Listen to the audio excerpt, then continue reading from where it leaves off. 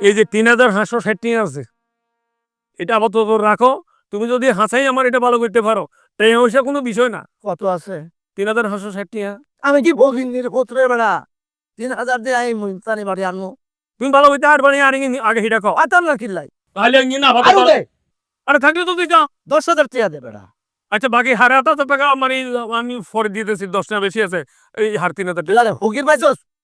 আমার বংশ করি যাই জানোস তুই? ১২ বই আগো বুড়া চালাই তো আমার দাদায়। ১ ২ ৩ ৩,৫০০ দিছু, তার কত দিবি? ওই তো আর ওই যে হারে হাতাদের মতো দিব আর কি, ১০ টাকা কম হারে হাতাদের ধরে ১০ টাকা রাখ। কিনলে। বিড়ি খাস না? বিড়ি কিনা খাইস?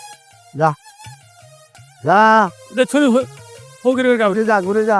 এই আগে ফকিনি রে তোর। একটা লাত্তি এই ঘোড়া দাও। যা যা যা যা। ও বিপদে ভাই, চিকিৎসা ঠিক না হলে কিন্তু টাকা খরচ দিতে হইব। দেখছো নি হারাম দাদার কারবার।